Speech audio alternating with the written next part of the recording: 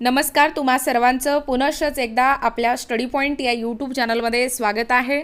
तर या ठिकाणी तुम्ही पाहू शकता अंगणवाडी भरती 2024 13,011 पदांची भरती व निवड आणि गुणदान पद्धती एकूणच कशा पद्धतीने केली जाणार आहे।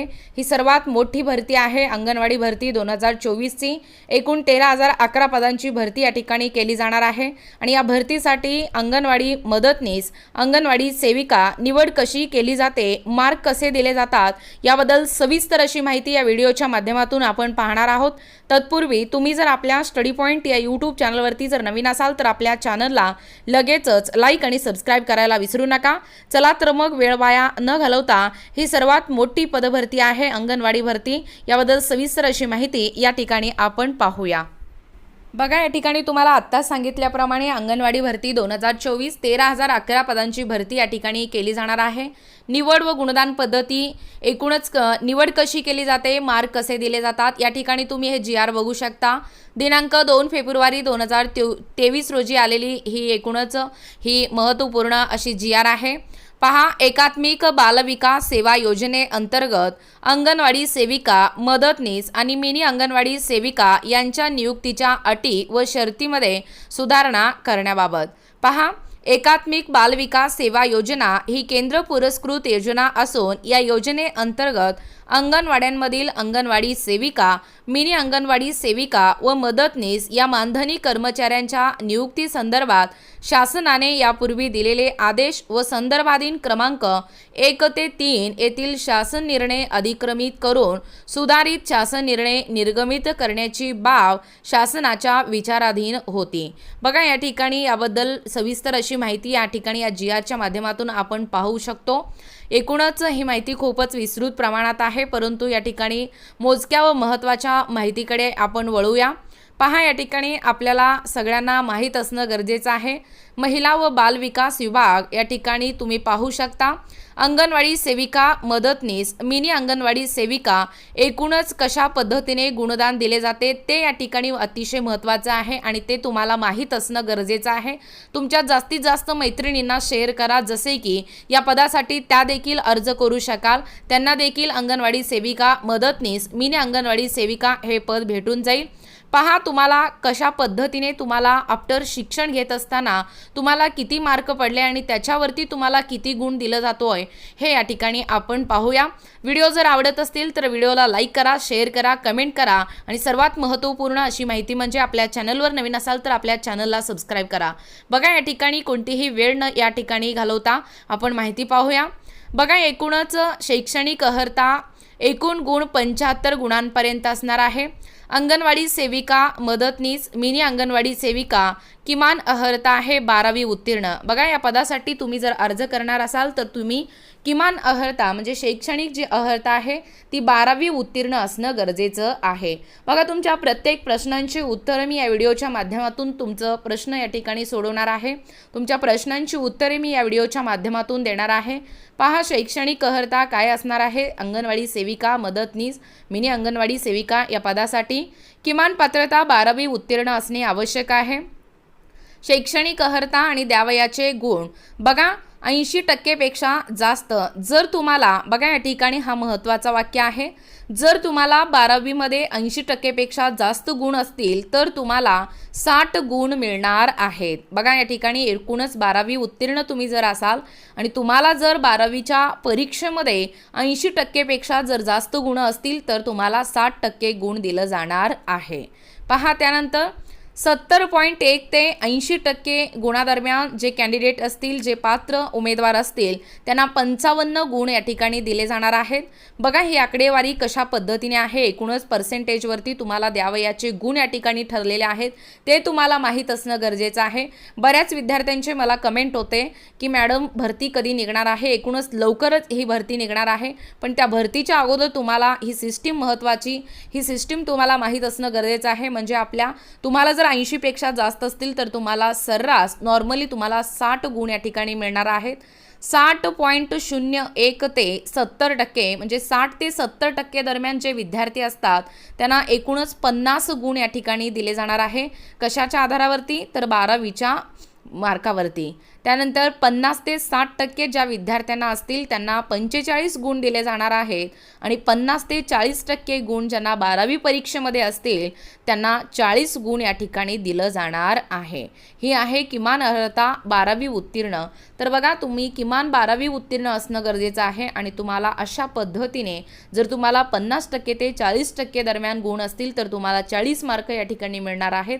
जर तुम्हाला 80% पेक्षा जास्त 12वी परीक्षेमध्ये मार्क मिळालेले असतील टक्केवारीवर तर तुम्हाला 60 गुण या ठिकाणी दिलं जाणार आहे। कशासाठी? तर अंगणवाडी सेविका, मदतनीस आणि मिनी अंगणवाडी सेविका या पदासाठी। माहित झालं सगळ्यांना?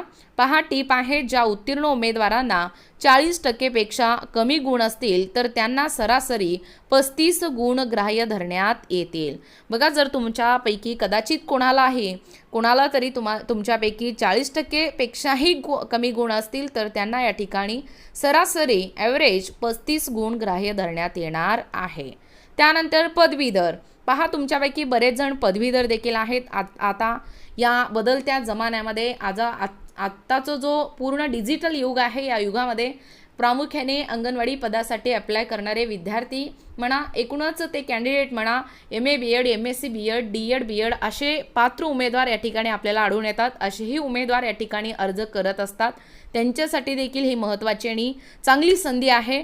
बघा, 12वीला जर तुम्हाला पर्सेंटेज जास्त असतील तर तुम्हाला त्या ठिकाणी गुण देखील जास्त मिळणार आहेत आणि पदवीधर जशा पद्धतीने 12वी उत्तीर्णावर तुम्हाला गुण दिले जाणार आहे अगदी त्याच पद्धतीने तुम्हाला पदवीधर यावर देखील तुम्हाला या ठिकाणी गुण आहेत पदवीधरांसाठी 5 पर्यंत असणार आहेत। 1 ते 5 पर्यंत या ठिकाणी काउंट केलं जाणार आहे। जर तुम्हाला पदवीधरासाठी म्हणजे पदवी आफ्टर BA BSc BCom काही असो 80% पेक्षा जास्त गुण तुम्हाला पर्सेंटेज असतील तर तुम्हाला 5 पर्यंत या ठिकाणी गुण दिलं जाणार आहे। 70 ते 80% गुण असतील तर तुम्हाला 4 गुण या ठिकाणी मिळणार आहेत। 60 ते 70% जर तुम्हाला गुण असतील तर 3 मार्क तुम्हाला या ठिकाणी मिळणार आहे या पदासाठी आणि 50 ते 60% जर तुम्हाला पर्सेंटेज असतील तर तुम्हाला या ठिकाणी 2 गुण मिळणार आहेत आणि सर्वात महत्त्वाचं म्हणजे 40 ते 50% दरम्यान तुमचं जर ॲव्हरेज असेल पदवीधरासाठी तर तुम्हाला या ठिकाणी 1 गुण मिळणार आहे। एकूणच पदवीधरासाठी 5 पर्यंत या ठिकाणी गुण दिलं जाणार आहे आणि 12वीसाठी तुम्ही या ठिकाणी पाहिलेलाच असाल आताच, तर पदवीधरासाठी अशा पद्धतीने 5 पर्यंत गुण दिलं जाणार आहे आणि पदव्युत्तर म्हणजे MA MSc MEd MCom अशा पदव्युत्तरसाठी देखील 4 गुण या ठिकाणी दिलं जाणार आहे। DEdसाठी 2 मार्क असणार आहेत, BEdसाठी 2 गुण असणार आहेत। एकूणच तुमच्यापैकी अनेक विद्यार्थी या ठिकाणी अर्ज करणारे असतात, ते एकूणच 12वी उत्तीर्ण पदव्युत्तर DEd BEd देखील असतात, त्यामुळे त्यांना देखील याचा खूप मोठा फायदा होणार आहे।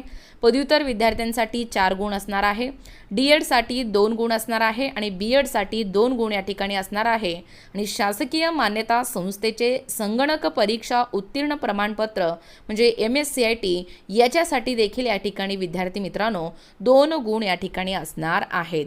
बघा, एकूणच कशा पद्धतीने द्यावयाचे जे गुण आहे, शैक्षणिक अर्हता काय असणार आहे या पदासाठी, बऱ्याच जणांचे मला कमेंट होते की एकूणच या अंगणवाडी पदासाठी आम्ही जर अर्ज करणार असाल तर या एकूणच त्याची शैक्षणिक अर्हता काय आहे आणि त्यांनी दिले जाणारे गुण कशा पद्धतीने असणार आहे, त्या सर्व प्रश्नांची उत्तरे तुम्हाला या व्हिडिओच्या माध्यमातून मिळत आहे। पहा, समजलं सगळ्यांना शैक्षणिक अर्हता आणि द्यावयाचे गुण अंगणवाडी सेविका, मदतनीस आणि मिनी अंगणवाडी सेविका या पदासाठी। तर एकूणच अतिरिक्त गुण 25 गुणापर्यंत, विधवा आणि अनाथांसाठी 10 गुण असणार आहे, हेही तुम्हाला माहीत असणं गरजेचं आहे। अनुसूचित जाती आणि अनुसूचित जमाती विद्यार्थ्यांसाठी 10 गुण असणार आहेत। इतर मागास प्रवर्ग, विमुक्त जाती, भटक्या जमाती, आर्थिकदृष्ट्या दुर्बल घटक आणि विशेष मागास प्रवर्ग या सर्वांसाठी या ठिकाणी 5 गुण द्यावयाचे 5 गुण आहेत आणि अंगणवाडी सेविका सर्वात महत्त्वाचं आहे, अंगणवाडी सेविका, मदतनीस, मिनी अंगणवाडी सेविका म्हणून कमीत कमी 2 वर्षांचा अनुभव असल्यास तुम्हाला 5 गुण या ठिकाणी दिलं जाणार आहे। बघा, 2 वर्षाचा अनुभव असल्यास तुम्हाला 5 गुण मिळणार आहे। जर तुम्ही विधवा किंवा अनाथ असाल तर तुम्हाला 10 गुण मिळणार आहे। अनुसूचित जाती, अनुसूचित जमातीमध्ये असाल तर तुम्हाला 10 गुण मिळणार आहे आणि इतर जे मागास प्रवर्ग आहेत त्यांना देखील या ठिकाणी 5 मार्क या ठिकाणी दिलं जाणार आहे। पहा, एकूणच याच्यामध्ये सर्वात जास्त फायदा ते 12वी विद्यार्थ्यांचा आहे, ज्यांना 80% जास्त गुण आहेत त्यांना या ठिकाणी सर्रास 60 गुण या ठिकाणी दिलं जाणार आहे। अशा पद्धतीने शैक्षणिक अर्हता या ठिकाणी आपण पाहिलेलो आहोत। बऱ्याच जणांना हे प्रश्न होतं, तर या प्रश्नांची उत्तरं तुम्हाला या ठिकाणी मिळालेलं आहे।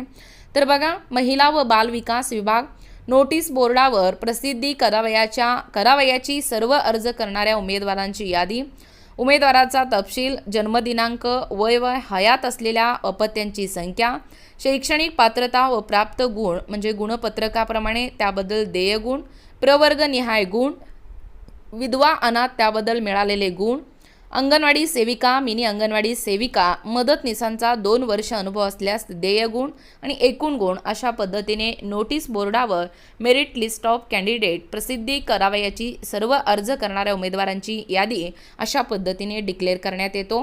हे तुम्ही या ठिकाणी तक्त्याच्या आधारे या ठिकाणी पाहिलेलाच असाल। टिप आहे, वरील निवड यादीत अर्ज केलेल्या उमेदवारांची नावे त्यांनी धारण केलेल्या शैक्षणिक अर्हतेनुसार व गुणपत्रिकेमध्ये मिळालेल्या गुणानुक्रमानुसार व अतिरिक्त गुणानुक्रमानुसार दर्शवण्यात यावीत। वरील यादीतील कोणत्याही उमेदवारांची वैयक्तिक माहिती खोटी असल्याची अर्ज केलेल्या उमेदवाराची तक्रार असल्यास यादी प्रसिद्ध झाल्यापासून 10 दिवसाच्या आत संबंधित बालविकास प्रकल्प अधिकारी यांच्याकडे लेखी स्वरूपात तक्रार करावी। त्यानंतर प्राप्त झालेल्या तक्रारीची कोणत्याही परिस्थितीत दखल घेतली जाणार नाही। बघा, या ठिकाणी काही त्रुटी आढळल्यास 10 दिवसाच्या आत या ठिकाणी लेखी स्वरूपात तक्रार करावी। वरीलप्रमाणे प्रसिद्ध केलेल्या यादीतील कोणत्याही उमेदवारास मिळालेल्या गुणांबाबत तक्रार प्राप्त झाल्यास तक्रारीशी शहानिशा करून त्यानंतर निश्चित केलेल्या यादीतील गुणानुक्रमे रिक्त पदासाठी उमेदवाराची निवड या ठिकाणी करण्यात यावी। एकूणच या ठिकाणी अशा पद्धतीने टीप देखील देण्यात आलेला आहे। हेच या ठिकाणी या जी आरमध्ये अतिशय महत्त्वाचा होता, जसे की एकूण गुण आणि या पदासाठी शैक्षणिक अर्हता आणि आपलं जो शिक्षण आहे तो शिक्षणावरती आपल्याला दिलं जाणारं गुण किती आहे हे सर्वात महत्त्वाचं प्रश्न होतं। तेही या ठिकाणी तुमचं प्रश्न या ठिकाणी त्या प्रश्नांची उत्तरं तुम्हाला या ठिकाणी मिळालेली आहेत। यादीची जी आर ही खूप मोठी आहे, परंतु जितकं महत्त्वाचं आहे तितकंच या ठिकाणी या जी आरच्या माध्यमातून आपण घेण्याचा प्रयत्न केलेला आहोत। अशाच प्रकारचे नवनवीन अपडेट पाहिजे असतील आणि अंगणवाडीची जी भरती आहे ती 2024च्या दृष्टीने सर्वात मोठी भरती आहे, त्या दृष्टीने देखील तुम्ही प्रयत्न करा। आपल्या चॅनलच्या माध्यमातून अंगणवाडी सुपरवायझर या पदासाठी देखील सध्या प्रश्नसंच उपलब्ध आहेत। एकूण 30 संभाव्य सराव प्रश्नसंचाचा आपण या ठिकाणी रिव्हिजन या ठिकाणी घेतलेला आहोत। ते आपल्या चॅनलवरती व्हिडिओ उपलब्ध आहेत। विशेषतः ICDS या घटकावरती देखील अतिशय महत्त्वपूर्ण अशा प्रश्नांना आपण स्पर्श केलेला आहोत। त्यामुळे जास्तीत जास्त व्हिडिओ तुमच्या मित्रमैत्रिणींना शेअर करा, जसे की जे अंगणवाडी या पदासाठी एकूणच एकात्मिक बालविकास सेवा योजना या योजनेच्या माध्यमातून जे कोणती तुम्ही स्पर्धा परीक्षा देत आहात त्या परीक्षेसाठी आपल्या चॅनलवरती अंगणवाडी या पदासाठी म्हणजे अंगणवाडी क्षेत्रामध्ये काम करणाऱ्या सर्व माता माऊलींसाठी हा व्हिडिओ हा चॅनल आपला सध्या कार्यरत आहे। त्यामुळे जास्तीत जास्त आपल्या चॅनलला शेअर करा। जर व्हिडिओ आवडत असतील तर चॅनलला सबस्क्राईब करा। अशाच प्रकारचे नवनवीन अपडेट पाहिजे असतील किंवा तुम्ही जर कोणत्याही स्पर्धा परीक्षेची तयारी करीत असाल किंवा तुम्हाला जर आमच्या अध्यापनाचे व्हिडिओ आवडत असतील किंवा तुम्ही जर आपल्या स्टडी पॉईंट या यूट्यूब चॅनलवरती जर नवीन असाल तर आपल्या चॅनलला लगेचच लाईक आणि सबस्क्राईब करायला विसरू नका। भेटूया अशाच पुढच्या नवीन व्हिडिओमध्ये, तोपर्यंत धन्यवाद।